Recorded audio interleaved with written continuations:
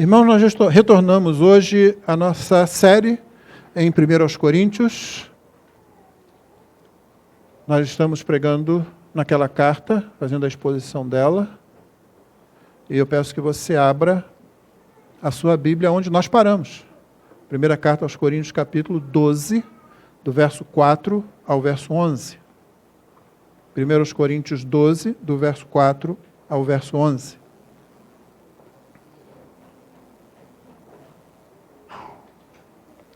Essa série tem como tema Em Busca da Excelência Cristã. Você vai ver essa expressão sendo usada, não exatamente desse modo, no finalzinho do capítulo 12. Mas hoje nós vamos continuar de onde paramos. Então, 1 Coríntios 12, de 4 a 11. E o tema da nossa mensagem de hoje, as crianças estão anotando, podem anotar aí, ele é bem grande, vê se você consegue escrever. Quem não vive para servir, não está cheio do Espírito Santo. Os provérbios que nós temos nem sempre são plenamente possíveis de utilização na igreja. Embora esse provérbio seja até muito bom, né? Quem não vive para servir, não serve para... É isso que os antigos diziam, né? Minha mãe gostava de falar isso também. Você não vive para servir, não serve para viver. É uma ameaça bem dura, né? Essa, opa... Eu estou modificando isso um pouco essa manhã. Quem não vive para servir não está cheio do Espírito Santo. Não se você é crente. Tem alguma coisa errada com você. Tem alguma falha na sua vida cristã. Tem alguma deficiência na sua teologia e na sua doutrina. E sim, teologia e doutrina importam muito. Sem elas você não vai a lugar nenhum. Ela pode estar certa ou ela pode estar errada, mas você tem uma. Você tem uma. É preciso que ela esteja correta, que ela esteja em alinhamento com a Escritura. Portanto, quem não vive para servir não está cheio do Espírito Santo na igreja. A palavra de Deus diz assim, 1 Coríntios 12, 4. Ora, os dons são diversos, mas o Espírito é o mesmo, e também há diversidade nos serviços, mas o Senhor é o mesmo. E há diversidade nas realizações, mas o mesmo Deus é quem opera tudo em todos. A manifestação do Espírito é concedida a cada um visando um fim proveitoso. Porque a um é dada, mediante o Espírito, a palavra de sabedoria, a outro, segundo o mesmo Espírito, a palavra de conhecimento. A um é dada no mesmo Espírito a fé, a outro no mesmo Espírito dons de curar, a outro operações de milagres, a outro profecia, a outro discernimento de espíritos. A um é dada a variedade de línguas e a outro capacidade para interpretá-las. Mas um só e o mesmo Espírito realiza todas estas coisas, distribuindo-as a cada um, individualmente, conforme Ele quer. Essa é a palavra de Deus. Amém. Irmãos, é difícil ser igreja? Depende. Depende do tipo de igreja que você é. Se você é uma igreja progressista, como há muitas hoje aí, isso é uma contradição de termos, tá? Então, não é difícil ser igreja. Uma igreja que se alinha com as ideologias do mundo, com o pensamento mundano. Uma igreja que se distancia das Escrituras. Não é difícil, você vai ser bem recebido. Você vai chegar num lugar e vai dizer assim, eu sou crente. Você vai dizer, eu sou crente batista. Você vai dizer, eu sou crente batista reformado. E no seu caso aqui especificamente, você ainda vai dizer, eu sou crente batista bíblico reformado. O pessoal vai se armar contra você. Pode ter certeza. Não é crente, é batista. É evangélico. Mas se você disser que todo mundo pode vir do jeito que estiver e continuar do mesmo jeito, tranquilo. Se você disser, Deus não criou dois sexos, você pode ser o que bem entender. O pessoal já vai começar, esse é dos nossos, esse é dos bons. Se você disser, olha, o casamento não está funcionando muito, acabou o amor? Busque outra, busque outro. Você merece ser feliz. Siga o seu coração. Você falar tudo isso, irmão, aquele primeiro impacto, aquela primeira imagem ruim que você criou, vai embora na hora, você vai ser abraçado, você vai ser festejado ali. E é assim que eu entendo o capítulo 11 de Apocalipse. Quando aquelas duas testemunhas morrem, o cadáver delas ainda fica lá. É como se a igreja morresse e as pessoas começam a festejar, porque aqueles que perturbavam, aqueles que alvoroçavam o mundo, no dizer do livro de Atos, não estão mais alvoroçando coisa nenhuma, não estão mais perturbando ninguém, eles são dos nossos. Então, se você quiser ser esse tipo de igreja, tranquilo, é fácil ser igreja. Mas se você quiser ser uma igreja comprometida com Cristo, com o seu evangelho, leal a Cristo, aí as coisas mudam. Agora mesmo o atual governo está formando uma comissão para dizer o que é discurso de ódio. Tem ali ateu, tem ali quem é contra a vida no ventre materno, tem ali quem se diga cristão, mas é progressista, ou aceita tudo isso que eu falei aqui e mais alguma coisa. Não tem ninguém ali que creia nas Escrituras. Tem ali alguém que já disse, olha, os cristãos têm que ficar fora da arena pública. Que eles falem o que quiserem, que eles creiam no que quiserem, lá na casa deles, lá dentro da igreja deles, mas que eles não se metam nas políticas públicas, que eles não tragam a sua fé para cá. Você sabe que esse pensamento que quer deixar a religião fora das discussões públicas é um pensamento religioso. Isso é uma teologia. Ele diz assim, não use a sua teologia aqui, mas eles estão usando uma teologia. Sim, estão dizendo o seguinte, olha, Deus, esse Deus que você crê, e eles ainda vão falar a respeito do nosso Deus, tá? Esse Deus que você crê, ele não tem nada a ver com a gente. Ele não tem nada a ver com a vida social. Ele não tem nada a ver com o que cada um faz com o seu corpo. Ele não tem o que dizer sobre... Ela teria que completar, essa pessoa teria que completar com a criação dele. Mas ela não crê nisso, então ela não vai falar algo assim. De qualquer forma, é um pensamento teológico. É religioso, mas eles dizem, olha, guarde a sua teologia lá dentro da sua casa, dentro do templo da sua igreja, aqui eu vou usar a minha. E aí o cristão se cala, o cristão fica intimidado, o cristão diz, eu não posso ser religioso aqui, mas deixa o outro ser. Então essa comissão que aí está, que vai começar a investigar discurso de ódio, se eu digo aqui, Deus criou 2 sexos, e quando uma pessoa pensa algo diferente disso, ela vai sofrer.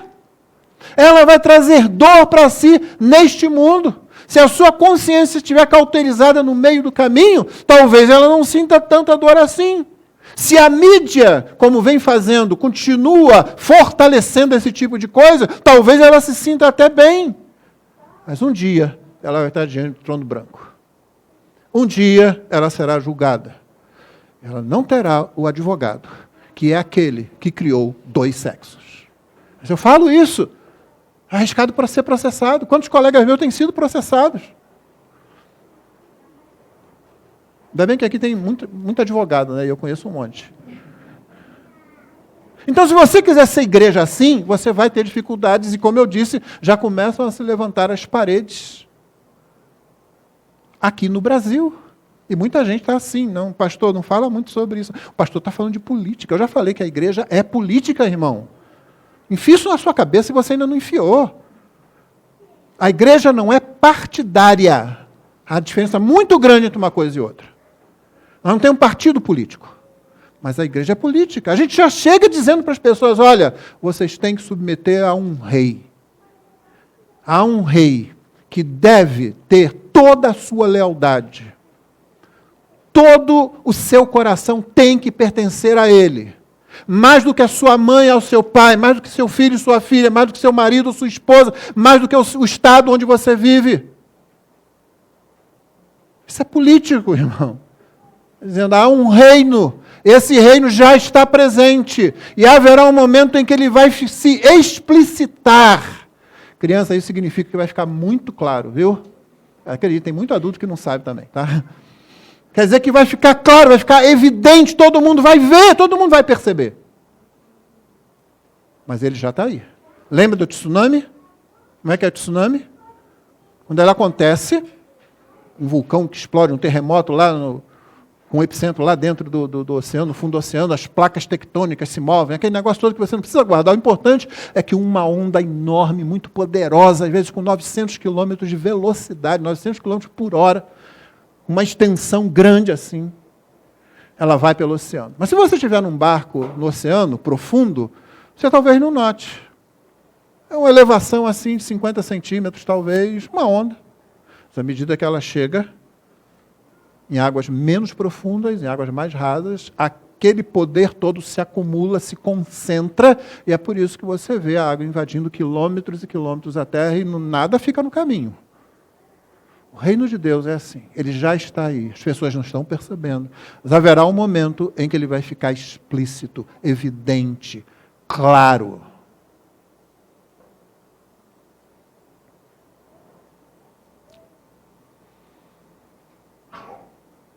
Nós pregamos um outro rei, a igreja política, irmão. O que eu falo aqui, eu falo com fundamento da Escritura. Nós já vimos que os coríntios tinham desenvolvido uma espiritualidade defeituosa. Você já viu isso ao longo da exposição da carta. Eles tinham problemas graves. Eles tinham um problema de achar que o meu teólogo predileto, o meu teólogo de estimação, eu sou de Pedro, eu sou de Paulo, eu sou de Apolo. E tinha até um grupo que se achava mais espiritual e dizia que era de Cristo, mas era igual aos outros. Eles tinham um problema de relacionamento dentro da igreja, de relacionamento moral, de modo que a igreja não estava exercendo disciplina. Você vê isso no capítulo 5, por exemplo. Você vê que há uma dificuldade do relacionamento apropriado entre homens e mulheres no culto. Nós vimos que eles tinham um entendimento equivocado da ceia do Senhor, ao ponto de Paulo ter que dizer para eles, olha, quando vocês se reúnem não é para melhor, é para pior. Sim, você aprendeu que é possível a igreja de Jesus se reunir para pior. Nós vamos ver ainda que eles tinham um grave problema com relação à ressurreição do corpo. E estamos entrando agora em 3 capítulos, 12, 13 e 14, onde a questão da espiritualidade, a questão da obra do Espírito Santo também acabava produzindo problema dentro da igreja. Então eles tinham o quê? Eles tinham uma espiritualidade defeituosa. Isso é mais fácil de acontecer do que a gente imagina. Não há como exagerar na necessidade de vigilância quanto à formação no nosso meio de uma espiritualidade defeituosa. Nós precisamos estar vigilantes com relação à Escritura, ao ensino que é dado, em qualquer ambiente da igreja. Não é só aqui no púlpito, não. No púlpito também.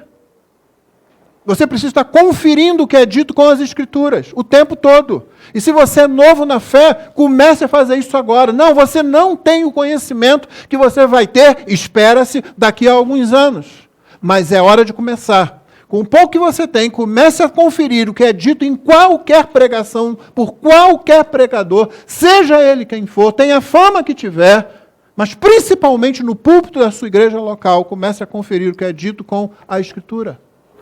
Porque é muito fácil se instalar na igreja uma espiritualidade defeituosa, e uma espiritualidade defeituosa é sempre e invariavelmente resultado de uma teologia ruim, de uma doutrina ruim, desalinhada com a Escritura. Sempre. Então nós já vimos isso. E é interessante que, nesses capítulos 12, 13 e 14, Paulo demonstra preocupação e começa a resolver o problema dessa espiritualidade defeituosa. No seu comentário sobre 1 Coríntios, Roger Ellsworth, ele aponta 7 características dessa espiritualidade defeituosa. Deixa eu compartilhar com você, você não precisa anotar, não. Ela coloca as emoções acima da mente. E assume que quanto mais emocionalmente poderosa alguma coisa é, ela é mais espiritual. Se cria emoção, ela é mais espiritual. Meu irmão, a coisa mais fácil que tem num auditório é você criar uma sensação emotiva. É que a gente não faz isso aqui. Os recursos são fáceis, recursos de oratória e de outros efeitos que você pode usar. Não é difícil, não. Ela vai de Cristo para o Espírito Santo. Ela tira o foco de Cristo, que, aliás, é onde o Espírito Santo coloca sempre. O Espírito Santo não quer chamar atenção para ele. O Espírito Santo, como disse J.I. Packer no livro sobre o Espírito Santo, ele disse, o Espírito Santo tem um ministério de holofote. Ele coloca toda a luz em Cristo Jesus, toda a luz no Filho. Mas uma teologia defeituosa, uma espiritualidade defeituosa, tira o foco do Senhor Jesus e joga no Espírito Santo. Ela assume que cristãos verdadeiros demonstrarão essa espiritualidade de acordo com os mesmos padrões sempre. Todos têm que apresentar a mesma coisa. Geralmente esse padrão sou eu que estabeleço. Eu que pergunto. Eu não vivi isso. Deixa eu te falar outra coisa, porque nós vamos entrar aqui em temas que atingem o pentecostalismo. Né? Antes de você pensar mal de mim, se é que alguém aqui que me conhece há mais tempo pode fazer isso com alguma base, Houve um momento que eu fui atraído para o pentecostalismo na minha vida. Para aquele grupo que perguntava assim, você já falou em línguas? Você disse, eu falo um pouco de inglês, serve? Aí, não, então você... Já te olha assim, ó, tá? Você está aqui. Ele já olha assim, você, entendeu? Porque você não demonstrou aquela espiritualidade que essa pessoa acha que tem que ser.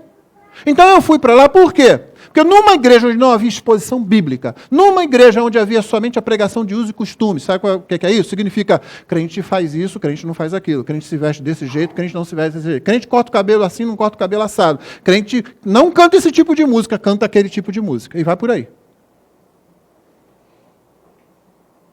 Então você fica seco, você fica vazio, e você vai. Você começa a se aproximar. Deus foi muito bondoso e misericordioso comigo, porque algo que o Senhor sempre me deu, o Senhor, não fui eu não, tá? A minha espiritualidade não é a minha inteligência, não é nada disso. Dependesse disso, irmão, eu estava enfiado em qualquer dessas coisas, até hoje. O Senhor foi bondoso, me dando uma coisa, apego à Escritura. E à medida que eu comparava as coisas com a Escritura, mesmo com uma teologia ainda cambaleante, eu dizia, mas não é assim que está ali. Não é assim que está aqui na Escritura.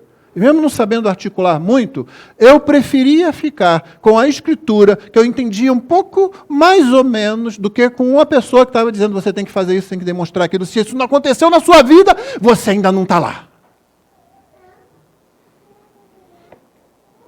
Essa teologia e essa espiritualidade defeituosa, ela leva certos dons a um status superior. Geralmente são aqueles dons portentosos, aqueles que falam de poder, não é?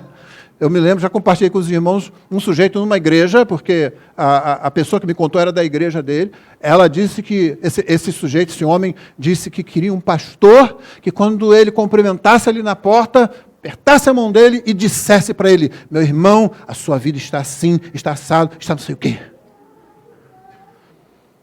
Então, quando eu tenho notícia da vida de alguns irmãos, eu preferia não saber o que está acontecendo, mas eu tenho que saber para pastorear. E esse cara está querendo um pastor que faça isso? Isso não está prometido em nenhum lugar na Bíblia. Isso não acontece em nenhum lugar nas Escrituras desse jeito como ele está pensando. Mas certos dons são superiores, né? Em quinto lugar, ele assume que os cristãos podem seguir certos passos específicos para conseguir certos dons. Se você fizer isso, se você pedir, se você jejuar, se você for para o monte, se você for para debaixo de uma árvore, se você fizer a oração dos 40 dias de Noé, de mais não sei o quê, por aí, e vai. Sexto, coloca a edificação do indivíduo acima da edificação da congregação. Essa é difícil de combater hoje, porque nós vivemos num mundo individualista, mas a espiritualidade deficiente, ela coloca o crescimento e a edificação do indivíduo acima da edificação da congregação. Por último, coloca os dons do Espírito acima das graças do Espírito. Será que você entende isso? Cria uma situação em que pessoas, como estava acontecendo em Corinto, exerciam as suas capacidades espirituais de um modo não cristão. Coloca os dons acima das graças do Espírito Santo. Nós vamos ver mais sobre isso no decorrer desses capítulos, mas eu até apenas estou colocando essas características que, por sinal, a meu ver, observam e captam muito bem o que é uma espiritualidade defeituosa. Nos versículos 1 a 3, que foram alvos da mensagem anterior, e os irmãos devem se acostumar, irmãos, que uma série de pregações, uma série de mensagens não precisa ser necessariamente pregada domingo após domingo. A gente costuma fazer isso, mas não precisa ser assim. Habituem-se a isso, é só questão de hábito. Tá? Nós estamos caminhando, toda a liderança de culto da igreja, para um calendário das pregações, onde os irmãos já vão saber que a pregação está lá. Ele vai continuar pregando, então não vai ser domingo que vem, vai ser no outro domingo. Vão passar 2 domingos sem seguir, mas quando chegar, está lá. Tá? O seu dever é estar lendo a Escritura sempre, é estar atento à pregação sempre, é estar comentando da pregação ao longo da semana, não é? Igual a gente comenta do jogo de futebol, não é assim? A gente comenta do jogo de futebol. A gente comenta do filme que a gente assistiu, a gente não faz isso? A gente não comenta da pregação ouvida. A gente sai dizendo que pregação abençoada. Essa pregação falou comigo. E pronto, morre ali mesmo, no primeiro dia da semana. O resto não se fala mais nada. Vamos nos habituar, então, e cultivar esse tipo de cultura dentro da nossa igreja.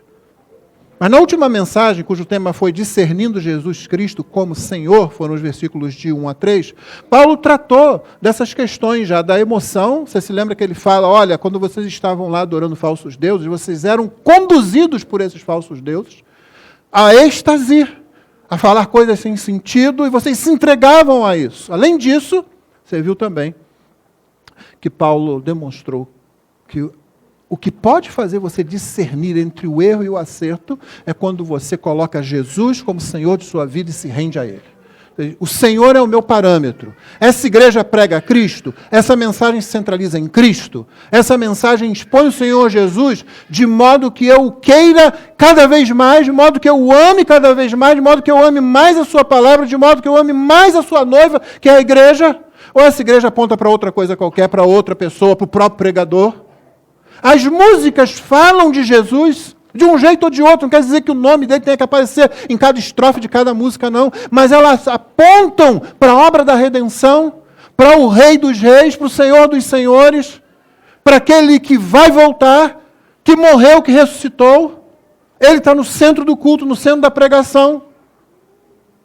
Os estudos feitos fora do púlpito também vão nessa direção. Porque ninguém pode dizer Jesus é Senhor, senão pelo Espírito. E aí Paulo entra no nosso capítulo, onde ele trata o assunto em 3 pontos. 3 pontos.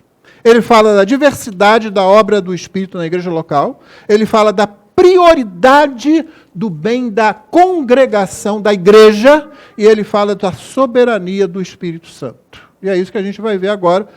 Nesses 3 pontos, que vão ver, serão rápidos na verdade. Versículos 4 a 6, leia de novo comigo. Os dons são diversos, mas o Espírito é o mesmo.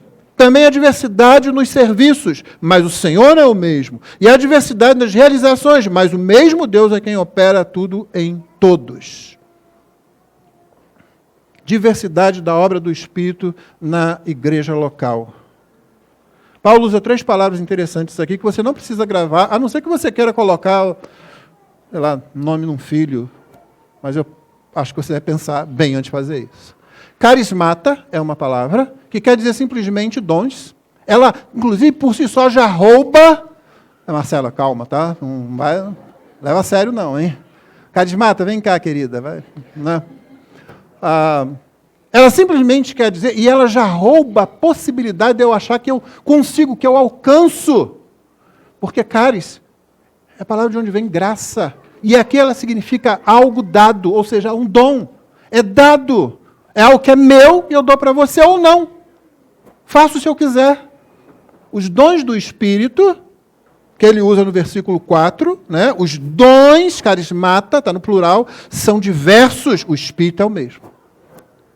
A outra palavra é diaconia, que aqui é traduzida como serviço, de onde vem a palavra diácono, porque a palavra diácono quer dizer serviço, quer dizer ministério, quer dizer servo, dependendo, se é o verbo, se é o substantivo. Mas é serviço. Mas o Senhor é o mesmo. E finalmente usa a palavra energemata.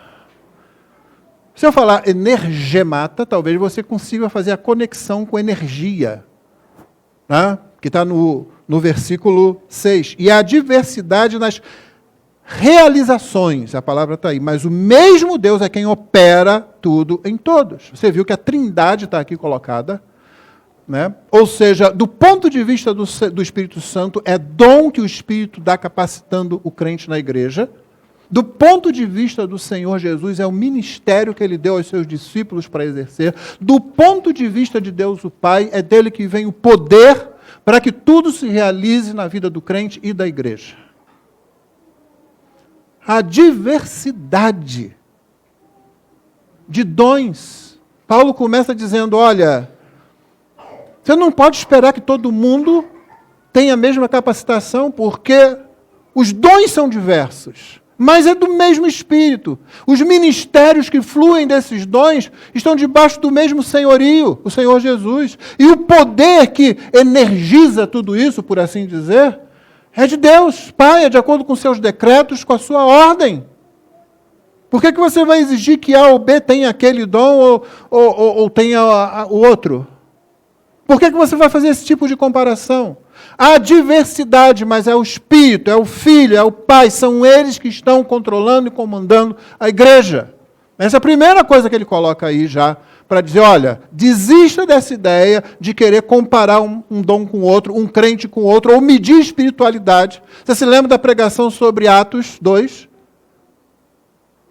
O Espírito não foi dado para que eu meça minha espiritualidade. O Espírito foi dado à igreja para que ela pregue o Evangelho. Sem o Espírito, a igreja não prega o Evangelho. Segundo, a prioridade do bem da igreja. Olha o versículo 7. A manifestação do Espírito, note que Paulo repete, ele coloca o Espírito Santo, a manifestação do Espírito é concedida a cada um visando um fim proveitoso. A palavra que é traduzida aqui por fim proveitoso, que é uma palavra só, ela carrega em si o sentido de que é um fim comum, é um bem comum. Por isso que algumas traduções vão um pouco além, dizendo para o bem comum, com o fim de que seja proveitoso para todos. Não é um fim proveitoso para o indivíduo. Aliás, isso fica claro, mesmo com a nossa tradução, que não está errada, porque é o contexto que vai determinar o sentido. Paulo está falando dos dons dentro da igreja. Paulo está falando do senhorio de Cristo, dos ministérios dentro da igreja. Paulo está falando do poder de Deus operando dentro da igreja. Ele está tratando com uma igreja local, de problemas da igreja local e dando orientação para toda a igreja local.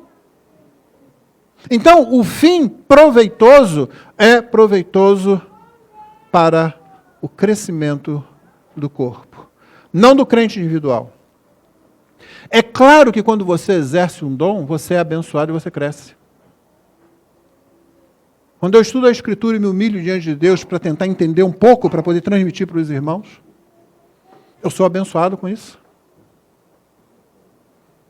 Quando você se dedica a um ministério de oração, porque o Senhor vocacionou você para isso, além da oração que leva todo crente à presença do Senhor, é óbvio que você cresce com isso, mas isso tem que edificar a igreja. Isso vai ficar muito mais claro ainda adiante, Paulo vai ser muito claro com relação a isso, a ponto de dizer, se não está edificando, não faz. Não faz. Mas é o Espírito, não faz. Não faz. E não faz nem na sua casa. Não pense que aquele negócio que Paulo diz lá, fale só consigo mesmo, a gente vai chegar lá. Não pensa que Paulo está dizendo, olha, usa só para você. Não é isso que ele está dizendo. Vamos deixar claro desde o começo, irmão. Eu vou dar spoiler aqui, embora a minha religião seja contra spoilers. Quando é livro, quando é filme, mas de vez em quando.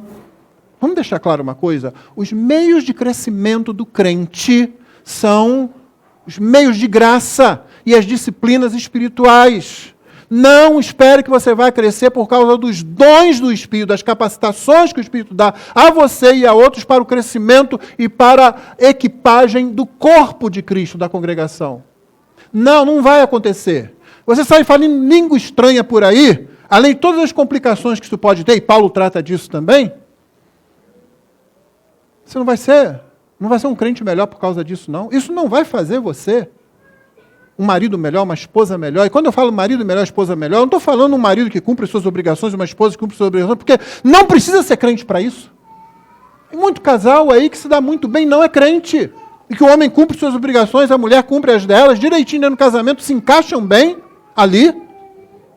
E nem crentes são, a família vive em harmonia. Não, crente, quando a gente fala em ser marido, ser pai, ser filho, ser funcionário, ser membro da igreja, nós estamos falando da glorificação que aquilo traz para Cristo, de como o Evangelho resplandece na minha vida, para minha esposa, para o meu marido, para o meu filho, para a minha filha, para o meu pai, para a minha mãe, para o meu irmão, para o meu vizinho, para o meu colega de trabalho, para o que está subordinado a mim, para o meu chefe que está acima de mim. É como é que Cristo é apresentado ali, porque se não for isso, irmão, então você está vivendo uma vida muito boa de não crente. É que a gente fala assim, o não crente, vida de não crente, né? Parece que a gente está pensando num sujeito que está afundado no pecado o tempo todo lá, está na imoralidade, está nas drogas, está no vício, está no roubo. Não, irmão. Vida de não crente também é uma vida muito boa, de uma pessoa trabalhadora, de uma mulher trabalhadora, de filhos que estudam, de pais que educam seus filhos, que fazem tudo isso. Mas eles não dão glória ao Senhor, eles não reconhecem o Senhor, mas eles não reconhecem a ofensa do seu pecado ao Senhor, eles não buscam salvação. A vida do crente tem outro objetivo. O Senhor Jesus sempre alertou contra a gente viver uma vida de fariseu. Vida de fariseu não é só uma vida legalista, não. É aquela vida em que você, estou fazendo o suficiente, estou igual aos outros, ó. Não. A nossa vai além. Não por nossa capacidade, mas por causa da capacidade que o Espírito nos dá, porque colocou alvos superiores para nós, que nós não vamos alcançar sozinhos.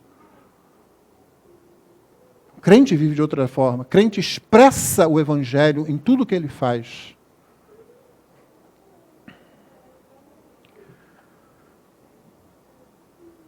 Então, a forma como você cresce, irmão, são os meios de graça. Os antigos, velhos e bons. Leitura da Escritura. O que mais? Oração, o que mais? Fala alto, irmão. Fala, eu estou velho, eu sou meio surdo, fala. Oração, leitura da Bíblia. Comunhão, que implica em serviço ao próximo, na igreja e fora da igreja. Disciplinas espirituais, porque eu não faço essa coisa na segunda-feira e vou fazer daí a 3 semanas, e depois fico, pastor, eu não estou conseguindo vencer o pecado. Pastor, eu estou desanimado. Quando foi a última vez que você orou? Uns 2 meses atrás. Você está querendo do quê, meu irmão? Tenta viver sem comer. Eu quero ser atleta, mas não vou comer. Tenta. Esses são os instrumentos de crescimento do crente. As capacitações são para a edificação do corpo. É por isso que uma pessoa que faça alguma profecia, eu estou assumindo aqui que os irmãos vão estar presentes nas próximas mensagens, salvo se Jesus os convocar. E que eu vou estar aqui, salvo se ele me convocar, né? Então não assuma o conteúdo da palavra profecia, língua estranha, interpretação de línguas, milagres agora. A gente vai ver isso. Não assuma o conteúdo disso agora. Mas se um crente faz profecia, fala em língua estranha, ressuscita um morto lá, ora e o morto ressuscita. Isso não diz nada a respeito da espiritualidade dele. Não diz nada a respeito da espiritualidade dele. Vamos combinar? Deus usou uma mula. O dia que ele quis que uma mula falasse, a mula falou. Por isso que eu fico feliz que eu sei, ele pode me usar. Usou uma mula, dá para me usar. Então, a capacitação dada pelo Senhor não mede a espiritualidade de ninguém.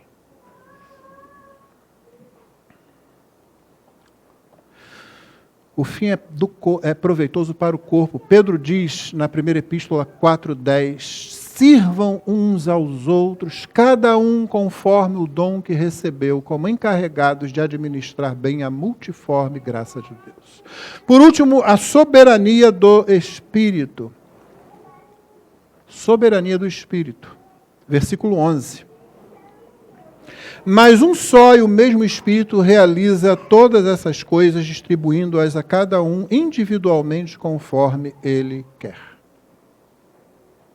O Espírito distribui a cada um conforme ele quer. Paulo está dizendo, não comecem a se medir uns aos outros, porque o Espírito dá conforme ele quiser. Ele pode dar 2 dons, 3 dons a esse, e 1 a outra pessoa. Todo mundo tem capacitação do Espírito em algum grau, em alguma área, mas não tente comparar isso. Novamente, isso não serve para medir espiritualidade. O que você recebeu, seja pouco, seja muito, faça isso como um servo. Como diz Pedro aqui, sirvam uns aos outros, cada um conforme o dom que recebeu. A soberania do Espírito não quer dizer que o Espírito faz qualquer coisa. O Deus Trino só faz aquilo que está de acordo com a natureza dele revelada nas Escrituras. Meu irmão, Deus não pode fazer tudo. Essa é uma afirmação solene que fazemos de louvor e adoração. Deus não pode fazer qualquer coisa. Não entre numa conversa dessa como se alguém tivesse filosoficamente encurralado você. Se alguém falar com você, Deus pode fazer qualquer coisa, sua resposta tem que ser, é óbvio que não. Quem você pensa que Deus é? Quando nós falamos entre nós, eu faço o que eu quero, geralmente significa que eu estou atropelando alguém, que eu estou desrespeitando alguém, que eu estou quebrando alguma coisa, que eu estou fazendo algo ruim. Quando nós dizemos que Deus não pode e não faz qualquer coisa, nós estamos dizendo, meu irmão, Deus é perfeito, Deus é santo, Deus não pode mentir, Deus não pode ser cruel, Deus não pode ser falso, Deus não pode ser injusto. Isso faria dele não Deus.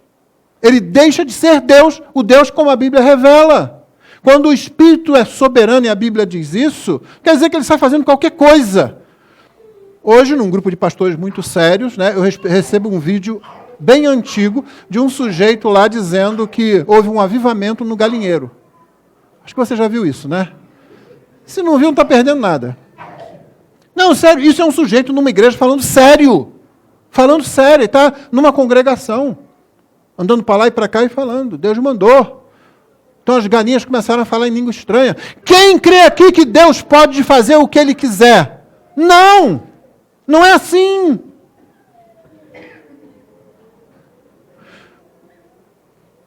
A única vez que diz que Deus abriu a boca de um animal para falar alguma coisa foi, obviamente, um ser angelical operando através da capacidade daquele animal de ficar em pé e mover a boca. Porque que eu saiba, não há cordas vocais ali iguais às humanas para produzir sons como nós fazemos.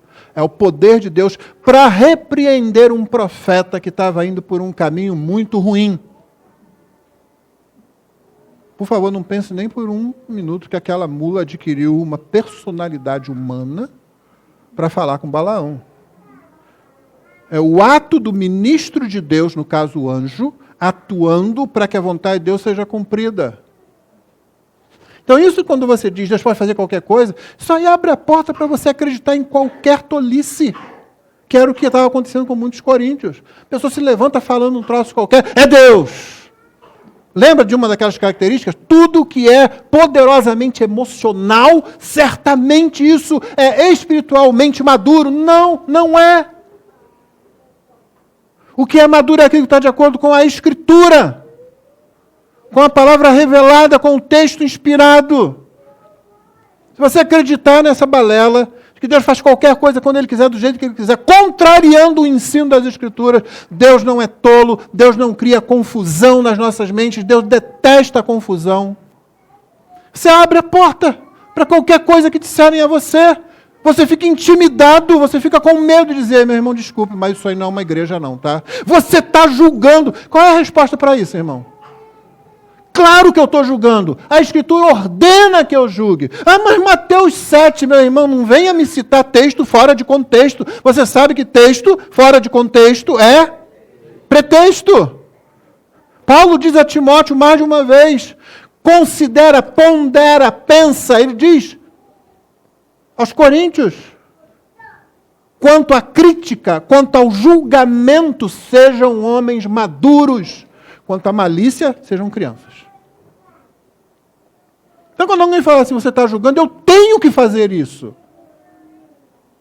Eu sou ordenado pela Escritura a fazer isso. Senão você fica vítima disso aí e você esquece que você é só um vaso de barro. Que nada disso tem a ver comigo, com você. Não tem nada a ver com quanto você busca a Deus, com a sua espiritualidade. Tem a ver com Deus, no modo como Ele faz a coisa, no modo como Deus Trino faz a coisa, como o Espírito distribui os dons, como o Filho administra os ministérios na igreja, como o Pai empodera, se você quiser uma palavra atual, tudo isso. Não tem a ver comigo, com você. Meu irmão, tem a ver com algo muito melhor do que isso. Tem a ver com o Senhor e com os nossos irmãos. Não é uma maravilha isso? Não tem a ver comigo. Tem a ver com o meu Senhor e com meus irmãos. como eu sirvo ao meu Senhor, como eu sirvo aos meus irmãos. É para isso que o Espírito, na diversidade de dons, que Ele distribui para o bem da congregação, Ele me capacita e me dirige. Deixa eu encerrar citando João, os discípulos, João Batista, os discípulos e Paulo. Olha só o que João o Batista diz. Em João 1,27 está escrito: Ele vem depois de mim, referência a Cristo, mas não sou digno de desamarrar as correias das suas sandálias. Olha o que os discípulos dizem em Atos 5, versos 40 e 41. Então chamaram os apóstolos e os açoitaram, e ordenando-lhes que não falassem do nome de Jesus, os soltaram. E eles se retiraram do sinédrio, muito alegres por terem sido considerados dignos de sofrer afronta por esse nome. Você viu o que aconteceu até aqui? Nós achamos que somos servos, nós nos chamamos de servos, mas não agimos como servos. Os verdadeiros servos dizem o seguinte: olha, o trabalho de escravo mais humilde, de desatar as correias da sandália, eu não sou digno. Eu não sou digno daquela poeira que está nos pés dele. Eu não sou digno daquela lama, se estava chovendo. Eu não sou digno. Eu fico envergonhado. Eu fico constrangido. Se ele disser, desamarra aí, Senhor, eu não. Eu estou muito abaixo disso. Os discípulos foram chamados, já vem cá, e toma-lhe lambada. Toma-lhe lambada. Já tomou lambada, Lucas? Não responde, não precisa responder. Toma-lhe chicotada, toma chicotada. E quando eles saem de lá, eles saem assim: a luta é tremenda, não é? Rapaz, nós temos que ser fortes. Como nós vamos continuar isso? Nós precisamos fortalecer a igreja, porque talvez isso aconteça com muitos deles. A oposição é grande. Não, você vai ver dois malucos, Pedro e João, falando de uma coisa completamente desconexa à primeira vista disso. João, você viu o que aconteceu? Pedrão, eu não estou entendendo até agora. Como é que isso aconteceu? Mas João. Ele achou que a gente merece. A gente merece essa posição, sofrer por causa do nome dele. E João, será que eu estou lembrando, Pedro? Que vergonha. Eu pedi para minha mãe lá falar com ele. Meu filho pode sentar à sua direita, o outro à esquerda? Pode. E agora eu sei que nem tomar chicotada eu sou digno. Mas Paulo mata todo mundo depois. Nesse mesmo livro, 1 Coríntios 15, de 8 a 9, Paulo escreve: Por último, depois de todos, foi visto também por mim, como por um nascido fora do tempo, porque eu sou o menor dos apóstolos, e nem mesmo sou digno de ser chamado apóstolo, pois persegui a igreja de Deus. Aí eu penso nesses tolos, nesses loucos, que gostam de ser chamados apóstolos, superapóstolo, pai apóstolo, e vão aí em cima para controlar a sua vida, para controlar você. Paulo dizendo: eu não sou digno de ser chamado apóstolo. Eu não saio dessa posição porque foi ele que me colocou e só ele pode me tirar. Mas eu não devia estar aqui. Eu não sou digno.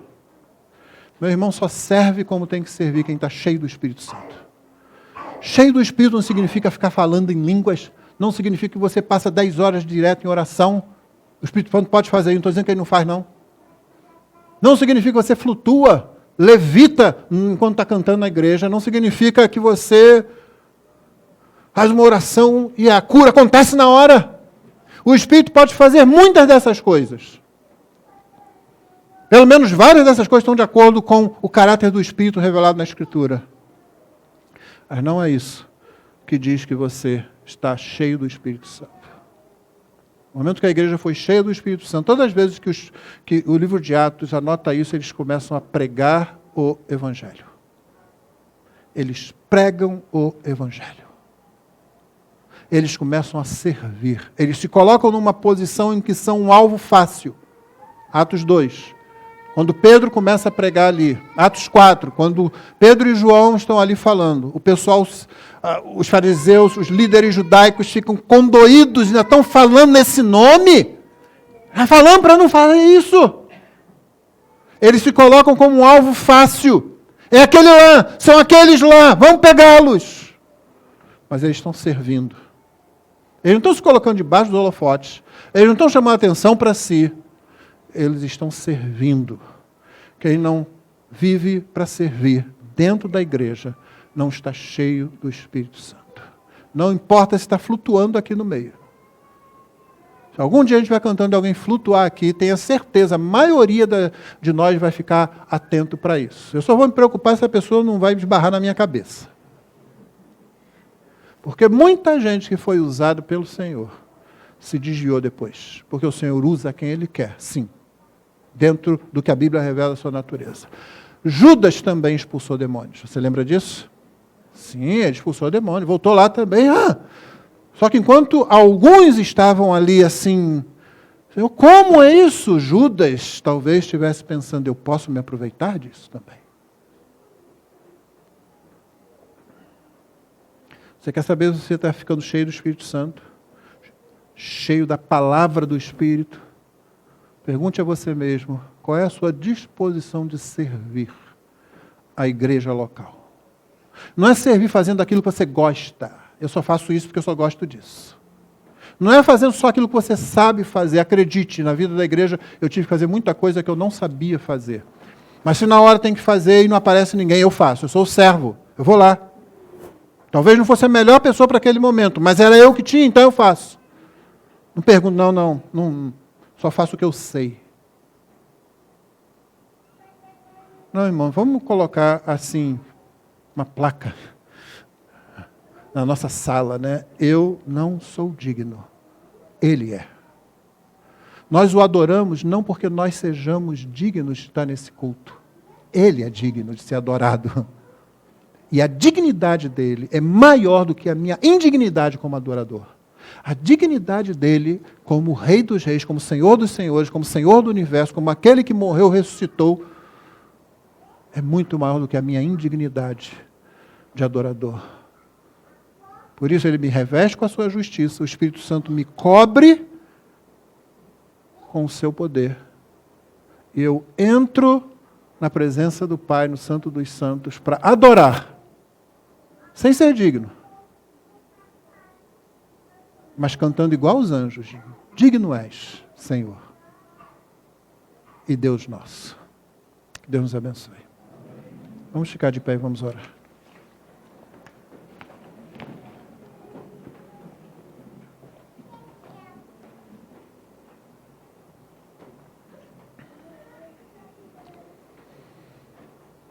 Senhor Deus, nós confessamos com alegria que o Senhor tem nos tornado cooperadores teus, pedras vivas no edifício que estás construindo, apesar de nós, ao mesmo tempo por causa de nós, pelo muito com que o Senhor nos amou e enviou Jesus para que Ele morresse em nosso lugar e nós fôssemos salvos, de modo que a dignidade da justiça de Cristo nos reveste, nós podemos entrar no teu santuário, na tua presença. Não este templo feito por mãos humanas, mas na presença do Deus Trino, adorar, clamar, proclamar. Nós te louvamos por isso e pedimos que cada pessoa que está ouvindo a tua palavra nessa manhã seja impactada pelo Senhor, de modo que a tua palavra produza nela os frutos que o Senhor deseja. Dá-nos a tua bênção ao longo desse dia. Nós oramos em nome de Jesus. Amém.